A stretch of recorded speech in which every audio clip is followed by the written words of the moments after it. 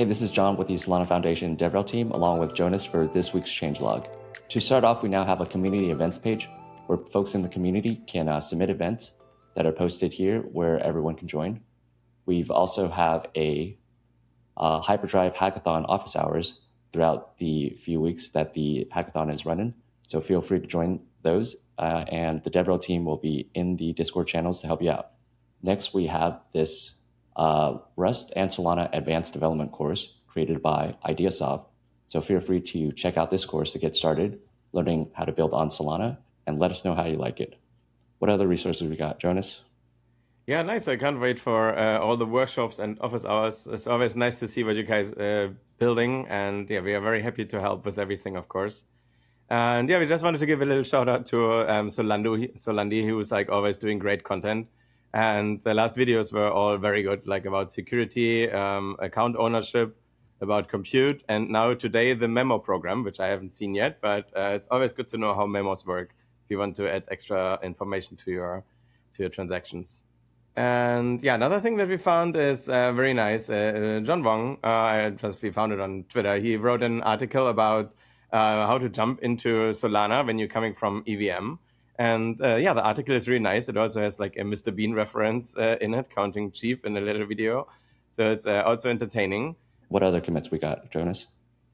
Yeah, I found a couple of very interesting commits. One I'm very happy about is TPU client speed up performance by awaiting all features at once.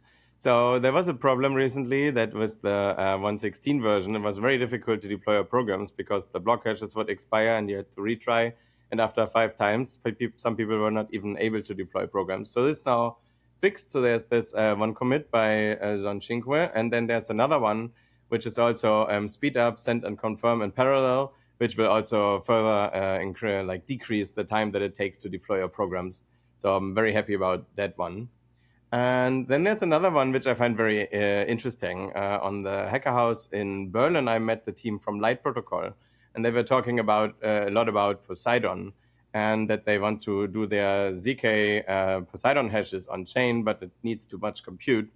And I think how I understand it is that this will now be a syscall.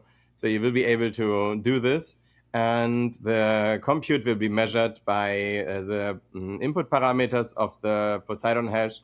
And yeah, the compute will be calculated on that. So it will be calculated directly on the validators and not directly take the compute that you need for that.